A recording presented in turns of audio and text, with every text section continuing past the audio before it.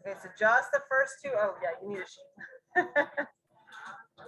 So we're doing the first two questions, just the first two. Oh, I remember what I was doing. I was getting quicker reading. Yeah.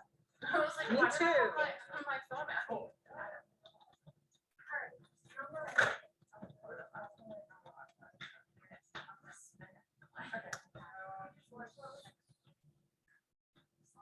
Okay.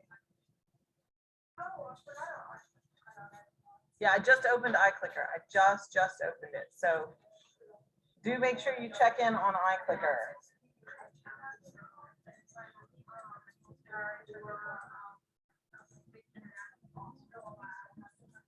So we're doing, go down to chapter 14. Well, I don't know why that says chapter 12. It's chapter 14.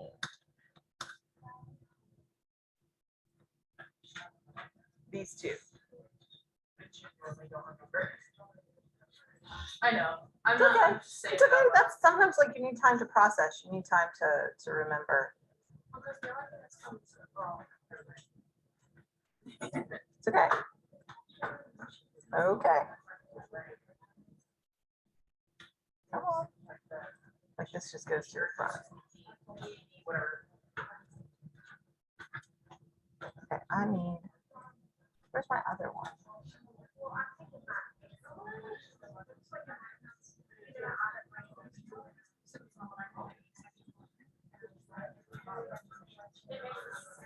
Where did I put it?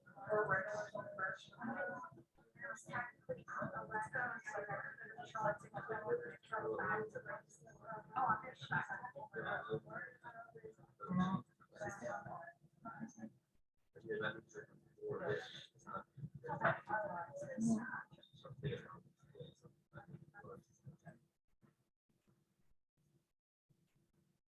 Where I put it?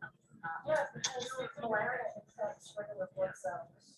And when they have toxicity of blood, they're probably the first. Huh? Oh, she said something, sorry. So even though their life is at risk because of they're less likely to have malaria. What's that?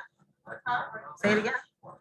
I was just saying that because the oxidative stress will burst the red blood cells that get infected red blood cells. Well, not quite. Not quite. Not quite. Because I'm thinking it has something to do with the fact that you can't, like, you have toxic superoxides in your blood. Yes. Not in your blood, but yes.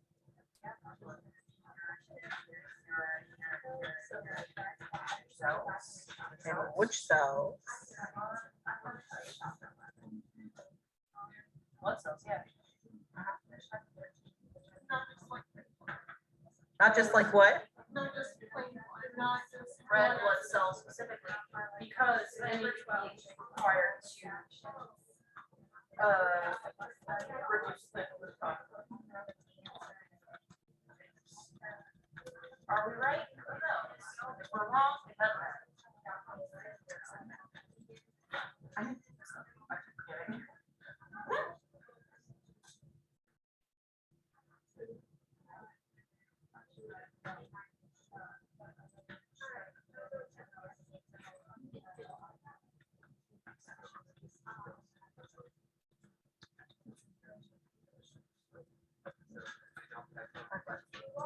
So now it should be all in the right place.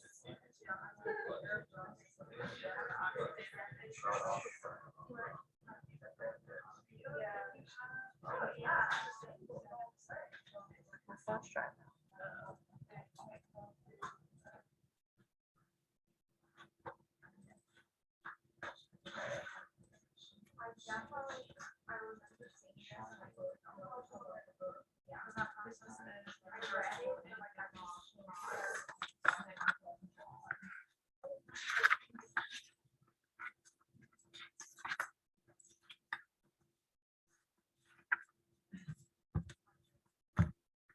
Y'all getting close? No. At least for the first one. Okay, that's I fine. didn't have time to even look at the second. It's fine. It's fine. It's fine. Take your time. Go ahead. It's okay. 7 minutes. Now, no, I'm, Speaking of, we're still meeting to go to the lab at 1:30, right? yes, yes, I heard that the 10 made my gel, maybe not. no, Is it the mold for was in the they who, huh? they who, 10. she had made hers. Well, because I got a text from them yesterday. Unless they just put the empty molds. Oh, yeah, where the empty molds are. When you make your gel, the mold. Oh, in the second cabinet, top left corner. Okay, never mind. I read that wrong.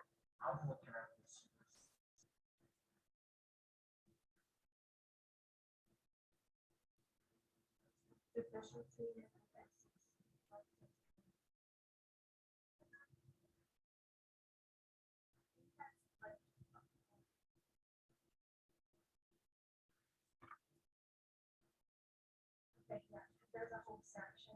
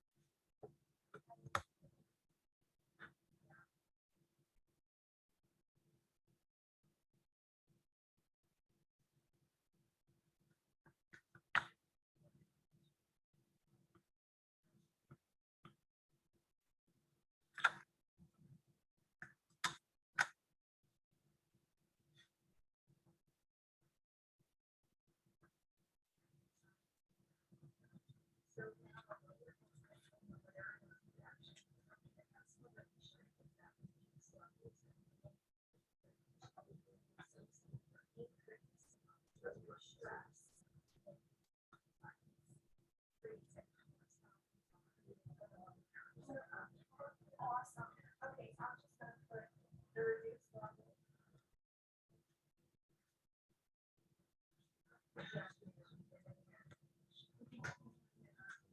Okay. What's the other one?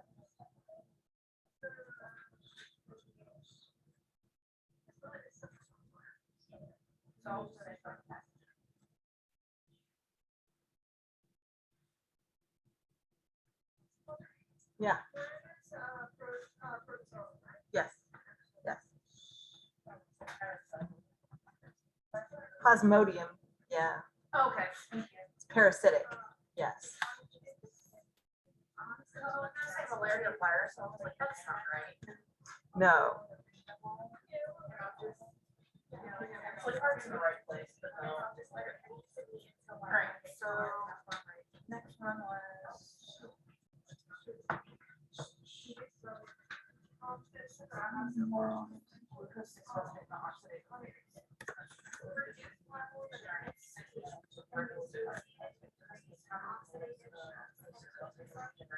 oh, I think I opened this wrong.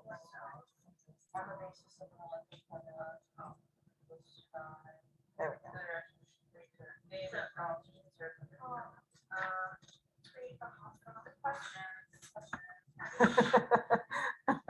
Wow, that's a good question. I never thought of that.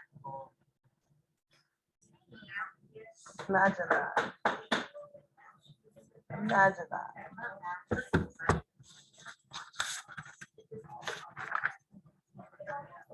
It's the way gluconeogenesis is just off the screen for me. Feel that bad. No, because my black ink is running out, so Oh. it's like this. Oh, My eyes hurt a little bit. did you print in the honors lounge? I'm done for doing it again. Oh. Rather not. I don't like using other people's works. I steal from her all the time. Not anymore. I used to. When we lived together, I did. We didn't get this far.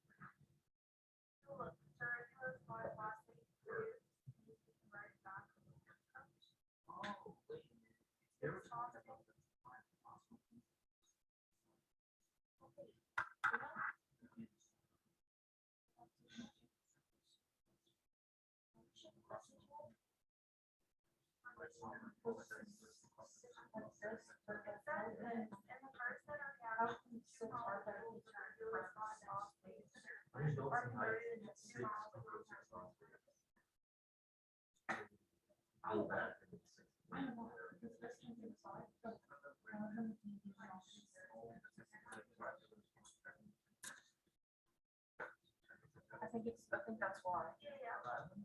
Because the law so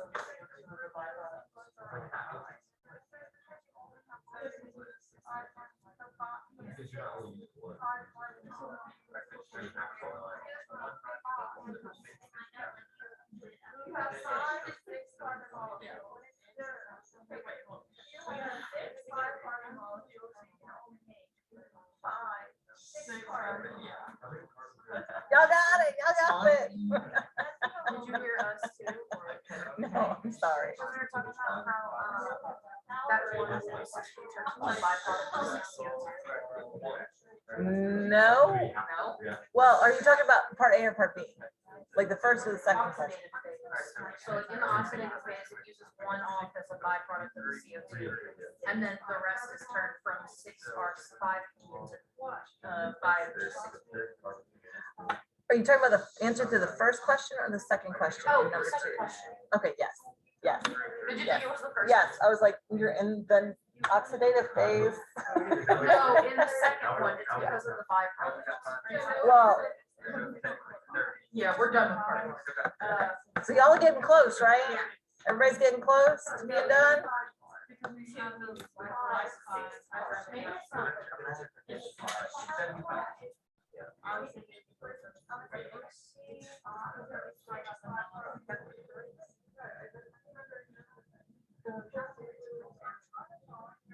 Yeah, but I'm trying to figure out where.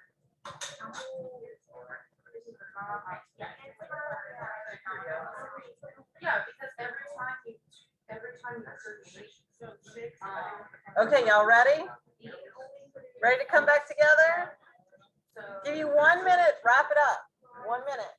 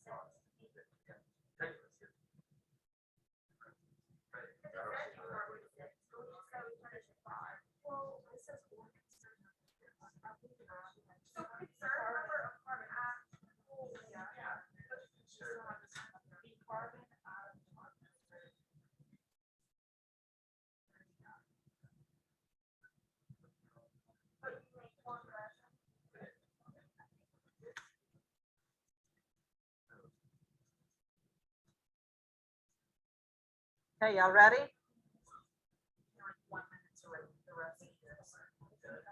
No, but I gave you the 1 minute warning.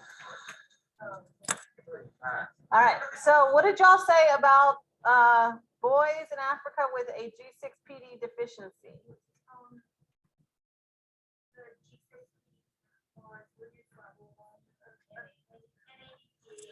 So if you have a defective G6PD, you have decreased NADPH, okay? Increase in reactive oxygen species, oxidative stress, it's the same thing, okay? So then what? So the plasmodium, plasmodium, is that right? Cannot survive. RVIVE, right? It infects. If you have a plasmodium that infects a red blood cell that has a defective G6PD, the infection is going to increase ROS, right? So normally you have a mechanism in G6PD that is going to increase NADPH and decrease ROS. But if you have a defect in G6PD, you're not going to increase NADPH anymore. And so you're going to create this insanely crazy high oxidative stress environment. And then what happens to the blood cell when it becomes infected? It lyses, it dies. So then every single red blood cell that becomes infected dies. So then they can't be infected. Now they might be anemic a little bit, but you know, they don't get infected. Yeah? Yeah. Why boys in particular? In all genetic conditions, because this is genetic, right? If boys have a different phenotype than girls, what does that tell you? It's either, it's a sex chromosome. It's a sex chromosome. You don't know which one, it's a sex chromosome. So in this case, it's on the X chromosome. So what are boys? XY, girls are XX. So you only need to have one copy of the defective gene if you're a boy in order to have defective G6PD, right? If you're a girl and you have one gene that's defective, but your other gene is normal, you're going to be able to save the red blood cell and it becomes infected and now you have malaria, right?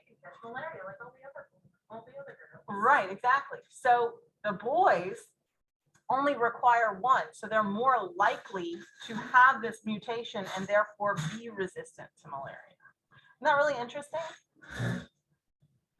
You know? Other questions? Good. Like I could do a whole class. I would love to teach genetics too. I mean, like, if we had all the time in the world, metabolism genetic disorders. Oh my God. Be so happy. Reactive oxygen species. Reactive oxygen species.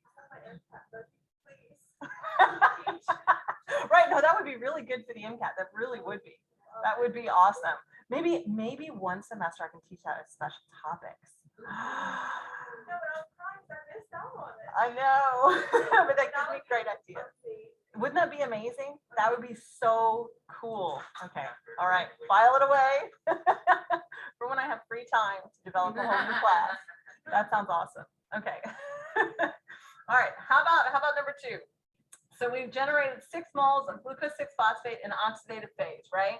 And we're going to, from those 6 moles of glucose 6-phosphate, generate 6 moles of ribulose 5-phosphate, right? So we want to go back and be able to go back into the oxidative phase. So we need to be able to convert our ribulose 5-phosphate back into glucose 6 phosphate, so that we can run through oxidative phase again and increase our levels of an ADPH, right? Okay, so now, how many moles of glucose do we get out of that regeneration? You get 5. Whoa. You get 5. So how many moles of glucose 6 phosphate are regenerated? We get 5. That's exactly right. Why? Wait, what? Because when the oxidative phase takes place and you're converting G6P to Redox 5P, No, wait. We're still answering. Why do you only get 5 moles?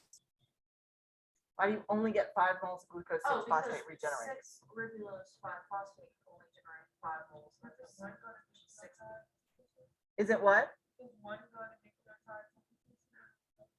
Well, the maximum that you can make. So it depends on what your cell needs. But the maximum that you can make from 5 moles, from 6 moles of ribulose 5-phosphate, right? How many carbon atoms are in ribulose 5-phosphate? 5, right? So just counting your carbons, how many possible glucose 6-phosphate can you make? Right, it's a carbon shuffle, right?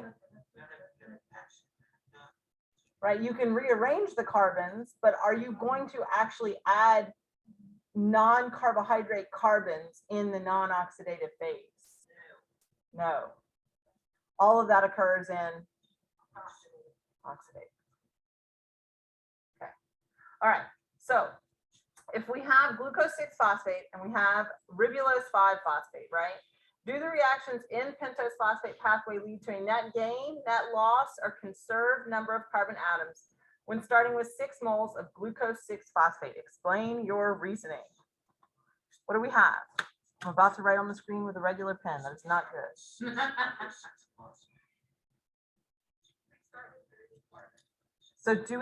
So let's say this: gain, loss, or conserved? Loss. Why do we have a loss? Yeah, well, what reactions result in loss? All in the oxidative phase, we have decarboxylation.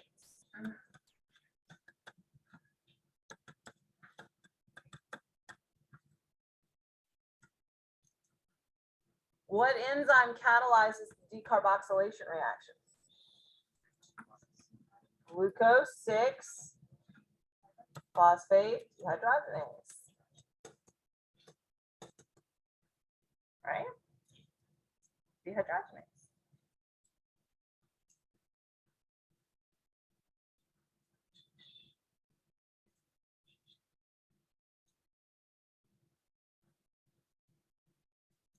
So how many are we losing? Net loss of, I heard it, 6 carbons.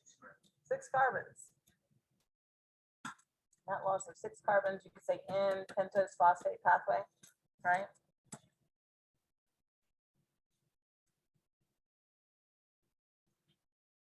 So do y'all like doing things like this? No. Why not? It makes you kind of process what was in lecture, right? Kind of have to. It makes you think. It absolutely makes you think. Yes. Can you explain like the second part of this question using the picture, like the diagram? Okay. So where am I going? Where are my decarboxylation reactions? Let's see. I don't want that one. Like they're too small for me to see. I can't see. What do we do? I want my. You want the oxidative phase? Yeah. Slides up. Okay, so when we talk about what happens in decarboxylation, right? What are you losing? CO2. So when you start over here, you have glucose 6-phosphate, right? So how many carbons do you have over here? 1, 2, 3, 4, 5, 6, right? How many do you have over here? 1, 2, 3, 4, 5.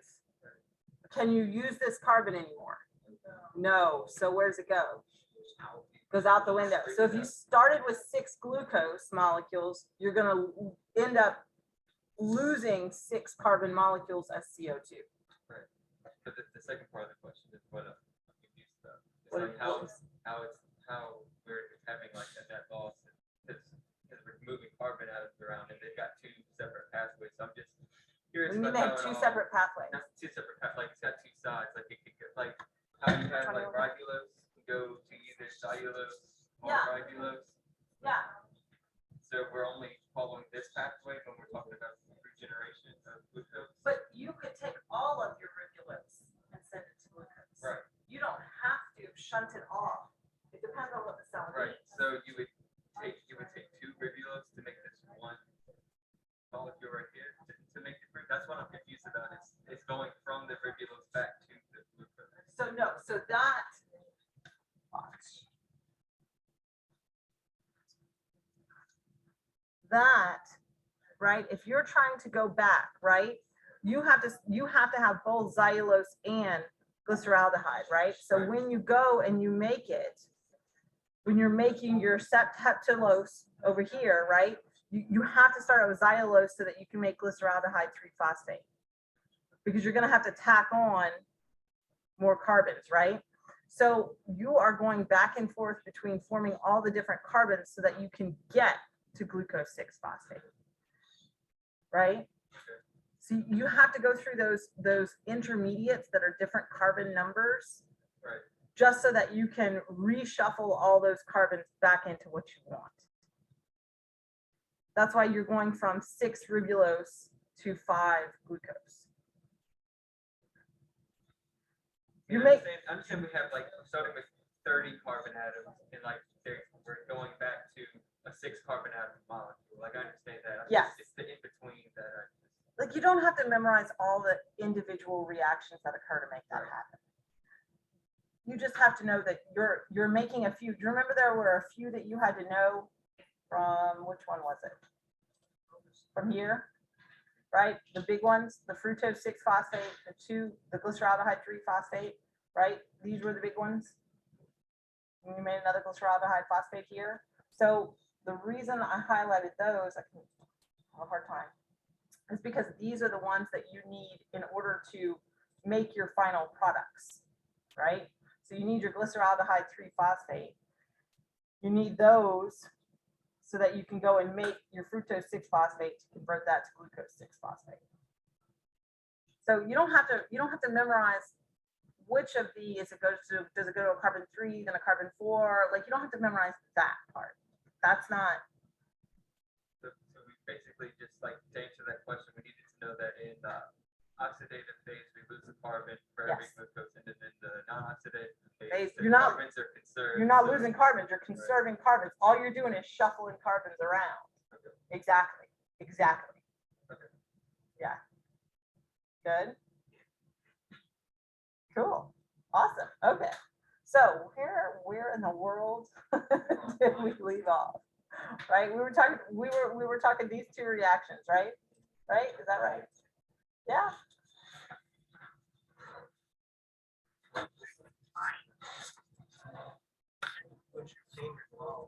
What was my favorite what?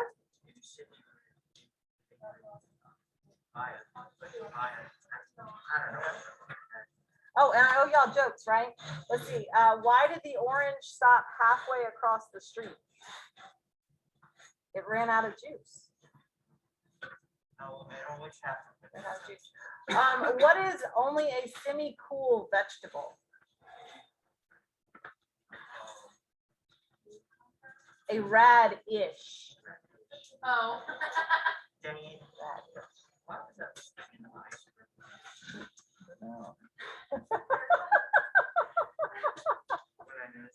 Okay, so what phase are we? What's going on here? We're no longer in pentose phosphate. We don't have oxidative and non-oxidative phase.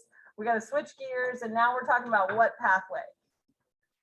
Gluconeogenesis, right? Okay, so our main goal here is to make glucose. So you might want to take out your pathway that you drew yesterday, whatever day the last time I saw you. I have a hard time with that. I always want to say yesterday, and you just have to roll with it. So take out your pathway. Where are we when we convert pyruvate to oxaloacetate in your pathway? Step 1 of gluconeogenesis. We're in the very beginning of gluconeogenesis, right?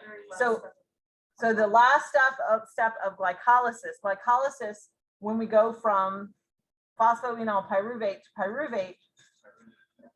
pyruvate kinase. So now we need to do the opposite, right? Pyruvate carboxylase and then phosphoenol pyruvate carboxykinase. So what we're trying to do here is we're trying to add a carbon molecule from bicarbonate, right? So in order for this to happen, you have to have pyruvate carboxylase, you have to have ATP, but you also have to have a cofactor, and that cofactor is biotin, right? So we talked about regulation of this yesterday, but we didn't really talk about biotin being our cofactor. So anytime you see a reaction in the cell where you are adding carbon dioxide, you need biotin.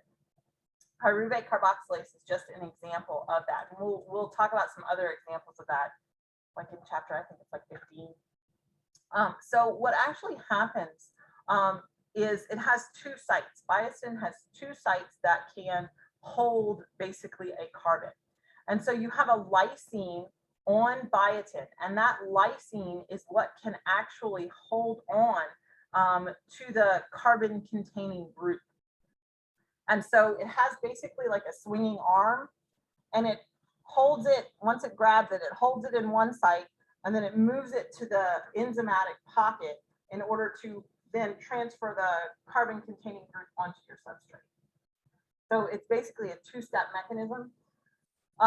We didn't talk about it a whole bunch last semester, but when we were talking about formation of acetyl-CoA, right, and transfer of carbon there, it's a similar, they called it a ball and chain in the book. I know when y'all were reading that, we didn't talk a whole lot about the mechanism, but it's a similar sort of, you need a swing, you need a conformational change in order to make that carbon move, right? So it's a similar sort of thing here. Okay, so we have to think about, when we talk about gluconeogenesis, what are the things that we need to make gluconeogenesis go?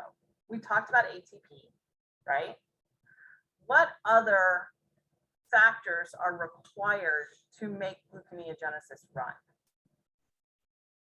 So go back to your, go back to your little table here. Not this one. So we need ATP, right? We need GTP.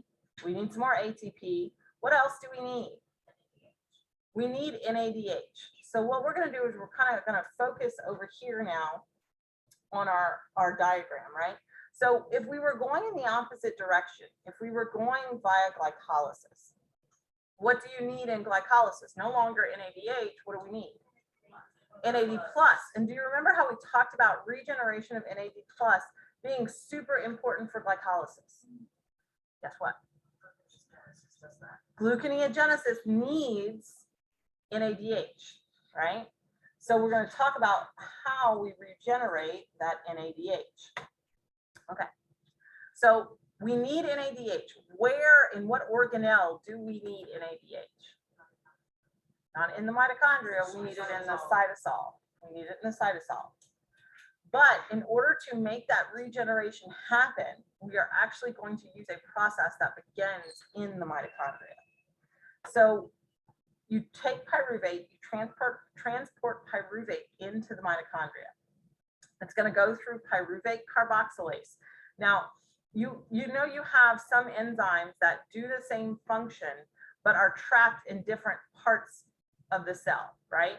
So we have pyruvate carboxylase in the mitochondria. We're going to add our carbon-containing group to pyruvate. We're going to make oxaloacetate. Okay. Now, we have a mitochondrial malate dehydrogenase. That mitochondrial malate dehydrogenase will take NADH and make NAD+. But that doesn't get us what we need, right? We're still in the mitochondria and we made the wrong thing.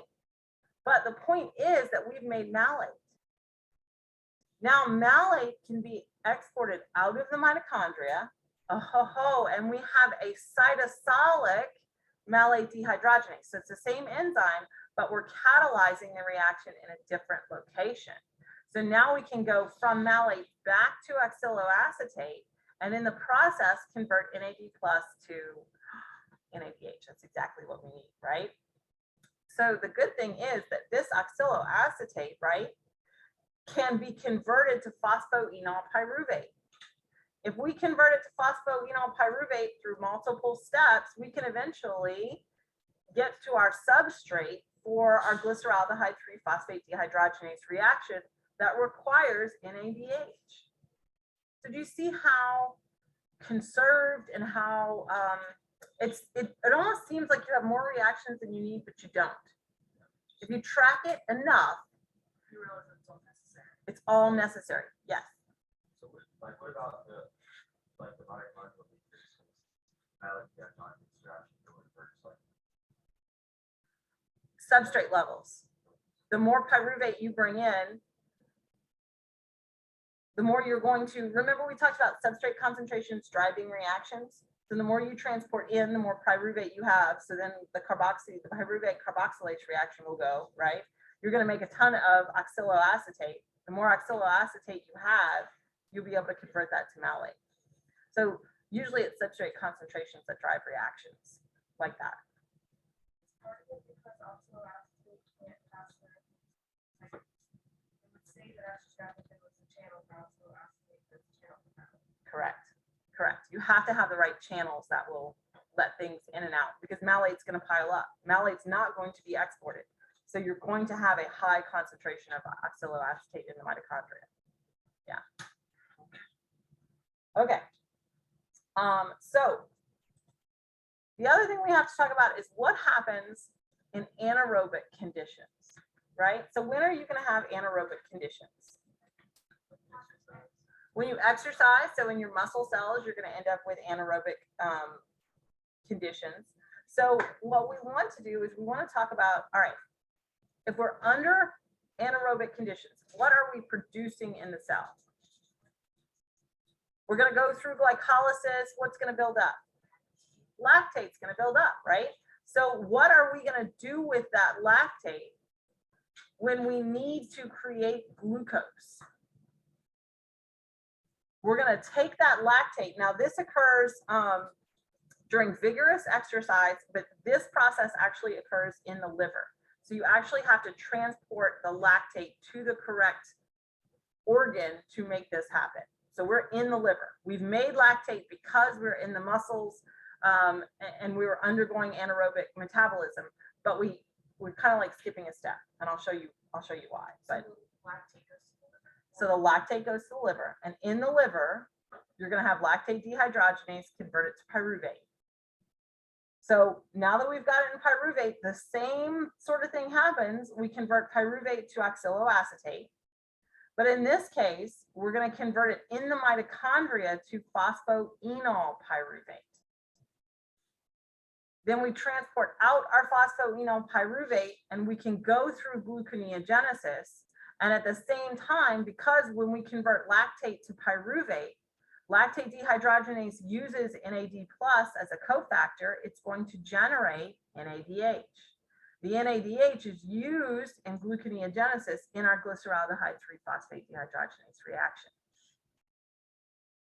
So it depends on what substrates you have available, what pathway the cells are going to take in order to produce the sugar that you need, right? So you have to really think about what's happening.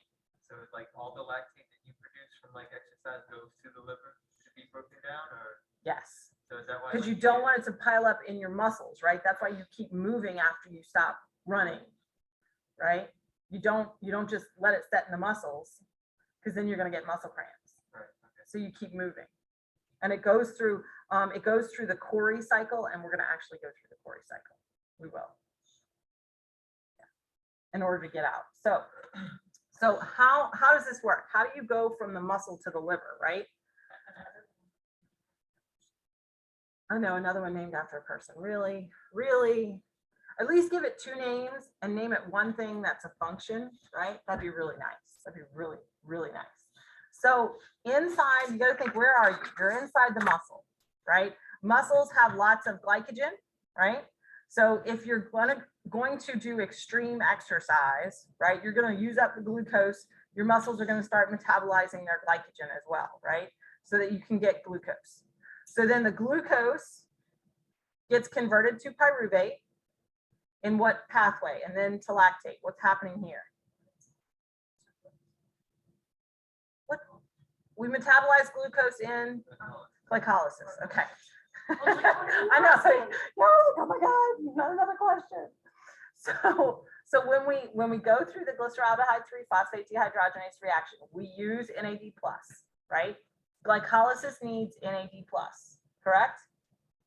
So if you need NAD+, you're going to generate NADH. So you have to have a way to continue to go through glycolysis. And if you run out of NAD+, you're done. Glycolysis stops. So when we convert from pyruvate to lactate, that's where we regenerate our NAD+. But we have lactate, and that's a problem, right? You can't have that sitting around in your muscles because you're going to end up cramping. It's not going to be pretty for your muscles. So what happens is that lactate gets transported to the bloodstream, and it gets picked up by the liver, right? So this slide that we looked at over here, this is in the liver, right? So your muscles are not going to be metabolizing lactate. They're not. So the lactate moves to the liver. Now we go through the reverse. We take that lactate, convert it to pyruvate, convert pyruvate to glucose. So do you see what happens in the liver is basically the opposite of what happens in the muscle? Yeah, okay. So in this process, right, our lactate dehydrogenase, if we go in the opposite direction, what do we need? NAD+, right? So that NAD+ gets used, gets turned into NADH. So then the opposite reaction converting from pyruvate to glucose is going to need NADH, and we regenerate NAD+. That's perfect, right? But the problem is that it does require energy. It requires 6 equivalent molecules of ATP. So like you have to work for it. But then you have glucose. Now you have glucose, and I can put the glucose back into the bloodstream, and I can send glucose all over the body. So that's what you want to happen after you have vigorous exercise, is you want your metabolism to transport that lactate out, give it a chance to transport it. So while you're still walking around and moving around, it doesn't pile up, right? Good. Okay. So just keep the muscle and keep the liver separate in your mind, and that's kind of the key. Because if it was all in the same place, it would be futile cycling, right? So we need to be in different places. Okay. So now, when we talk about glycolysis and gluconeogenesis, you have to remember, if you want to go down one pathway, then you have to at the same time inhibit the opposite pathway. Because if they're both going at the same time, again, that's futile cycling. So if I want to go through gluconeogenesis, what do I need to do to glycolysis? Shut it down. If I want to go through glycolysis, what do I do to gluconeogenesis? Stop it, basically. So it's always a seesaw. So if you think about metabolism as a seesaw, it's going to be good. So remember our reactions here, right? When we go through glycolysis, one of those controlling reactions, right, is PFK1. PFK1 converts fructose 6-phosphate to fructose 1,6-bisphosphate, right? So if you remember glycolysis, what things are going to promote glycolysis? If we have low levels of ATP, we must have high levels of AMP. So AMP is going to be a positive regulator of glycolysis. We talked about that, right? How about citrate? Why would citrate be a negative regulator of PFK1? We went through glycolysis. We're going through citrate's getting backed up, right? Because this is one of the first products of the citrate cycle. So that means that the citrate cycle is like overwhelmed, right? We don't need to make right. So we want citrate to be a negative regulator. So look at the opposite for gluconeogenesis. What is citrate? A positive regulator, right? The more citrate we make, do we want to go through gluconeogenesis? Yeah, sure, right? Yeah. Now, how about AMP? Negative. We only want to go through glycolysis when we have lots of what? ATP, right? So this would mean a negative regulator of AMP would mean that we have high ATP. So this is a high energy charge.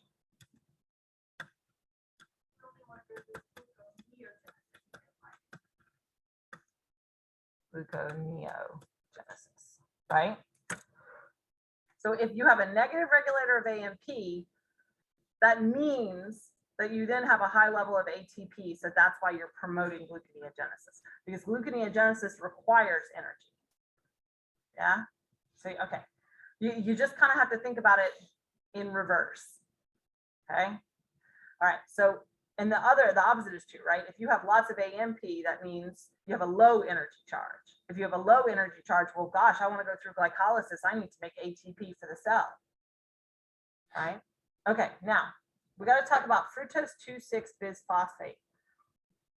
So this you can see is both a allosteric regulator of PFK1 and fructose bisphosphatase 1, right? So this is another one of our, what do we call these reactions that require different enzymes in glycolysis than gluconeogenesis? We call these bypass reactions. We call this bypass reaction. So we're going to talk about how this molecule regulates the both of them differentially, okay? So when we talk about glucose, right? We want to talk about energy charge, right? So we were talking about high ATP. So if you have, let's just say you have a low energy charge. Let's talk about that first. If we have a low energy charge, what does that tell us about the cell?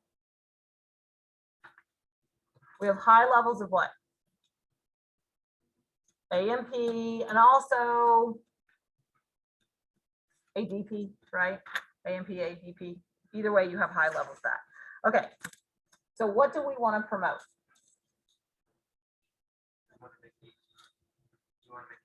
We want to make ATP. So what pathway are we going to promote?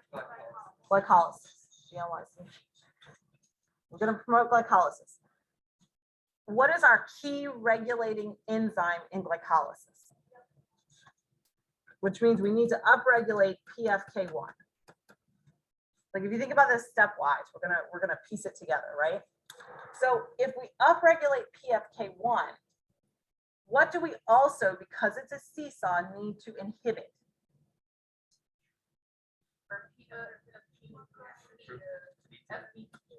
We need to decrease, let's do the same thing. We need to decrease gluconeogenesis. What are the three, well, it's really four, right? But the big three enzymes that regulate gluconeogenesis that we want to go down. We want to go down. FBPase1, right? Fructose bisphosphatase 1. What else? Pyruvate carboxylase.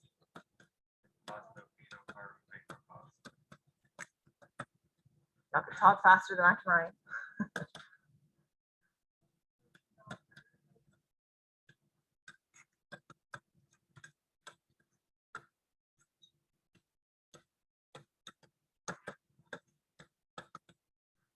Okay. So why did y'all give me those three? They're bypass. These are our bypass reactions, right? These are the things that control whether we go through glycolysis or gluconeogenesis.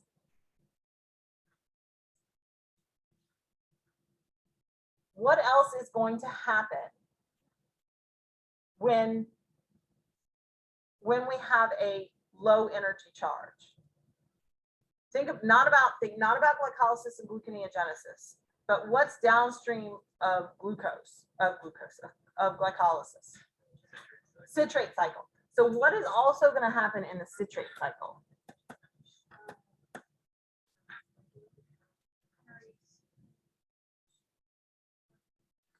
So we want to increase citrate cycle. So we're going to increase, what's our substrate that we need for acetyl-CoA? Now we're on my wavelength, CoA.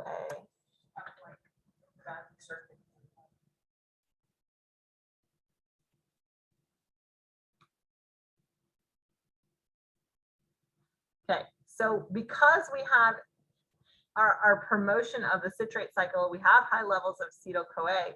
What we're going to want to do is we're going to go through that pathway and we're going to try and make as much ATP as possible, right? Yeah. So if there is a low energy charge, the citrate cycle is down, or citrate cycle is up. So if there's a low energy charge, you want to go through glycolysis. What's the next stage in glycolysis? After we do glycolysis, what do we want to do? Yeah, well, are you saying like to get to a higher energy state, upward? That's what you're saying? Yeah, Okay. yeah.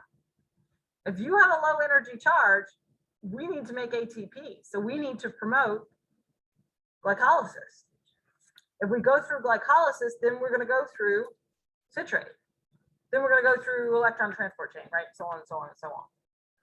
So it's important when you're looking at these models and regulations to keep in mind, where are the regulation points? What's going to go up when something else goes down? Yeah? And what? Correct. So once you have enough, once citrate has been going, so if citrate goes and there's no backup, you go through electron transport chain, you're still making ATP that's required for the cell, right? So eventually the cell's not going to need ATP anymore. And electron transport chain is going to get backed up, which is going to back up citrate cycle. Citrate cycle product of citrate is going to inhibit PFK1, which is going to inhibit glycolysis, right?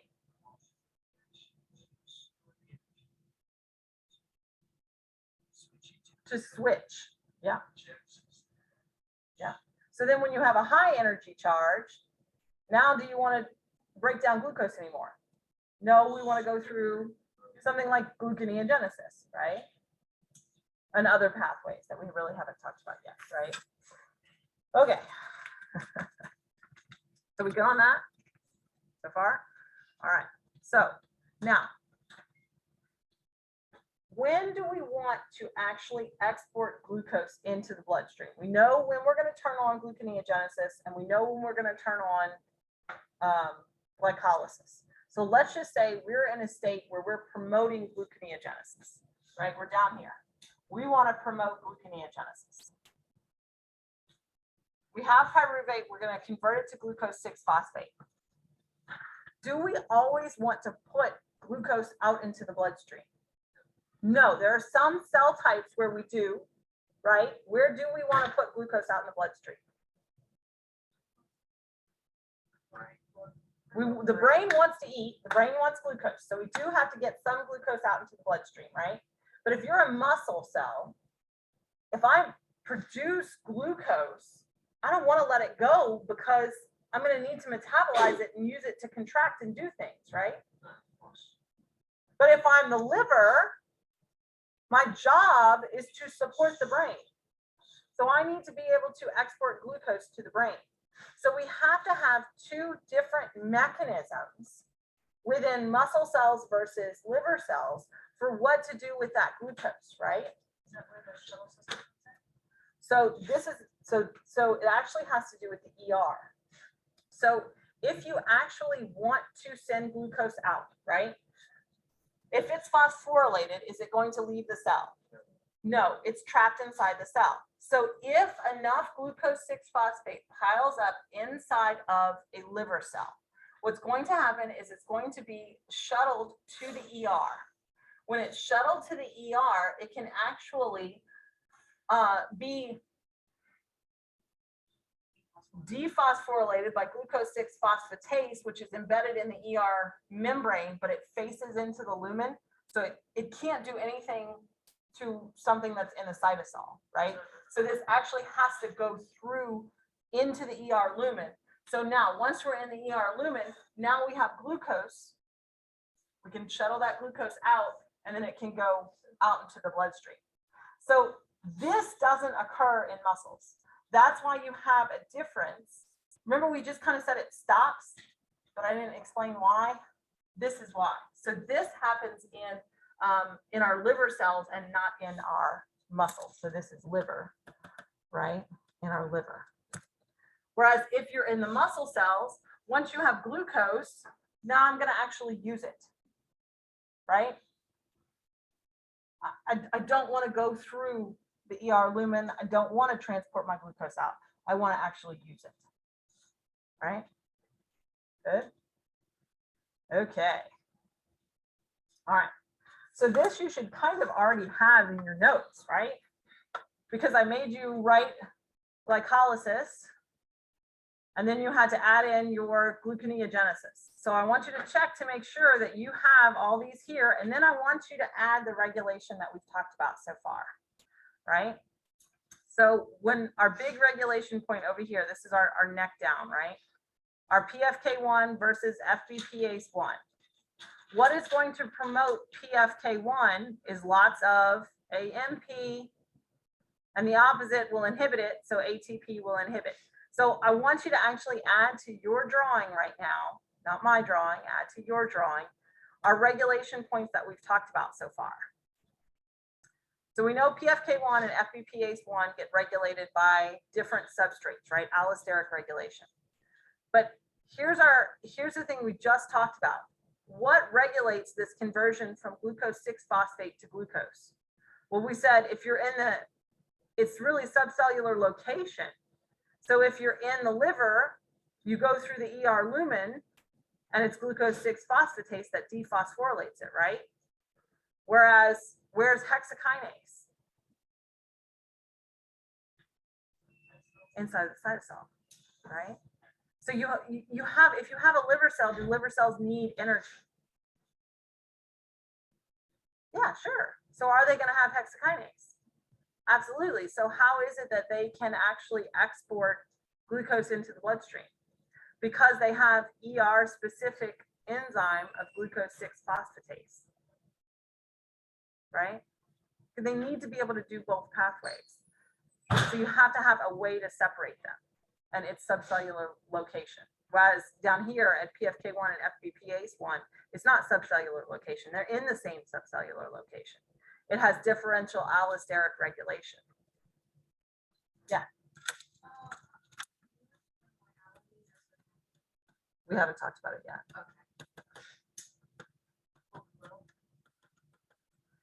Right? This is differential.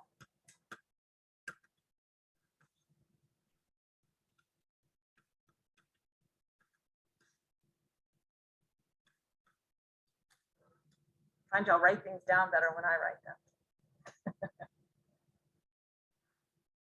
Okay. So we still have to talk down here about these things, right? We've already kind of talked about ATP and ADP, right? AMP or ADP, it's the same sort of deal, right? So on this side, you're going to have negative regulation by ADP or AMP. On this side, you're going to have negative regulation by ATP. So both of these are differential allosteric regulation.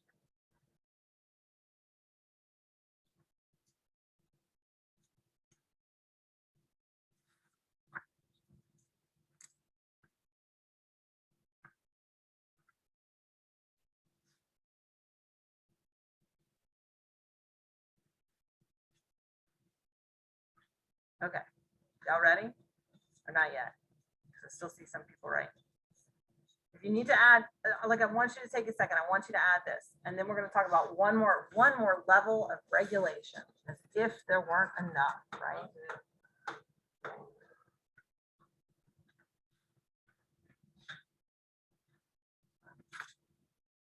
We're doing good.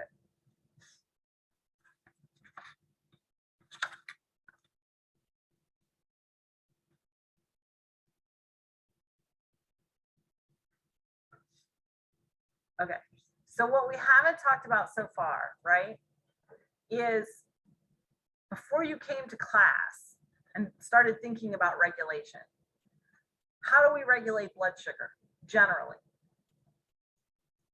It's hormones. What hormones? Insulin and glucagon, right? They're kind of opposites of one another. So what we're going to talk about now is how you can have hormone regulation of the two, right? Okay. So when we talk about hormone regulation, I want you to think about the liver. So we're going to be in the liver for this discussion, right? So our hormones are going to regulate things through our fructose 2,6 bisphosphatase, right? So right here, we haven't really talked about this form of regulation. But what do you see? That fructose 2,6 bisphosphate is a positive regulator of PFK1, which means that if we have fructose 2,6 bisphosphatase around, what are we going through? Glycolysis. If we don't have it, we're going through gluconeogenesis. Okay, that's like, you have to kind of have that to start with. So fructose 2,6 bisphosphatase is similar to fructose 6-phosphatase and like fructose 1,6 bisphosphatase, but it's not exactly the same, right? So fructose 2,6 bisphosphatase, this is our regulator right here, 2,6, 2,6. So here's our regulator, fructose 2,6, fructose 2,6. This is what we're saying is actually regulating, right? So our question is, how are we rising or lowering the concentration of this substrate within the cell? Well, it depends on the hormone that your body's secreting. So let's just say you have high blood sugar. What hormone are you secreting? Insulin. Insulin is going to stimulate protein phosphatase 1. If it's a phosphatase, what does it do? It dephosphorylates. So you have this enzyme here that has a dual capacity to do work, right? This is PFK2 and FBPase2. So if we dephosphorylate this enzyme, right? Now only one portion of it is active. The PFK2 is active. So when PFK2 is active in the presence of ATP, we convert fructose 6-phosphate to fructose 2,6 bisphosphate. So do you see when we put this, when we name the enzyme, do you see how there's an asterisk next to one of them? The whole name is PFK2 FBPase2, but only one of the enzyme's functions can be active at any given time. So if you have PFK2 being active, our fructose 6-phosphate is converted to fructose 2,6-phosphate. And so glycolysis is more active because this fructose 2,6 bisphosphatase activates PFK1. Yeah? I know, like, that's a huge pathway, right? In a really small slide. All right. So that's if you have high blood sugar, you have PFK2 being active. Now, the opposite. If we have low blood sugar, what hormone are we producing? Glucagon. Okay, glucagon stimulates not a phosphatase, but a kinase, protein kinase A. So you can kind of think about these two enzymes as opposites of one another. Protein kinase A is going to take an unphosphorylated version of this molecule and phosphorylate it. When it is phosphorylated, now we're going to write the name, but we're going to put the asterisk on the part of the enzyme that is active, and that's the FBPase2. FBPase2 is going to convert fructose 2,6 bisphosphate to fructose 6-phosphate. Fructose 6-phosphate is going to stimulate glycolysis, right? Because we don't have fructose 2,6-bisphosphate around, right? We've converted it to fructose 6-phosphate. What did I say? I meant gluconeogenesis. Sorry. So sorry. That's a terrible time to get that, to say the wrong thing. Gluconeogenesis is more active. Gluconeogenesis is more active, right? So insulin stimulates the breakdown of glucose and glucagon stimulates the buildup of glucose. Correct.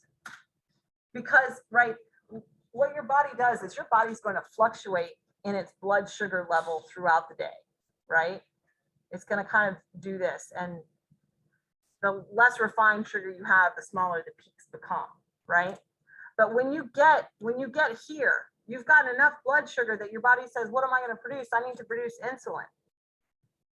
Because the body's cells need to take in the glucose. We need to metabolize the glucose. Well, what happens when your blood sugar gets really low? Your brain still needs to eat. So we want to promote gluconeogenesis. We need to make glucose, not break it down. So we're going to produce glucagon. So if you make glucagon, you have no fructose 2,6-bisphosphatase and you have lots of fructose 6-phosphate. So what happens? Go back if you don't have fructose 2,6-bisphosphatase, right? What happens?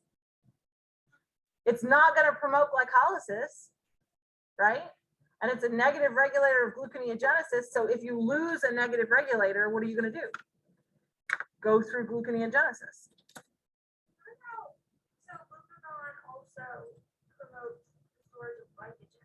Yes, which we're going to talk about like next. Yes, yes. Don't think about glycogen yet. Don't think about glycogen yet. Think about gluconeogenesis. You have to think about gluconeogenesis. Yeah. Also mean that if your blood sugar is high, your energy. So if your blood sugar is high, you are metabolizing glucose, so then you have lots of ATP.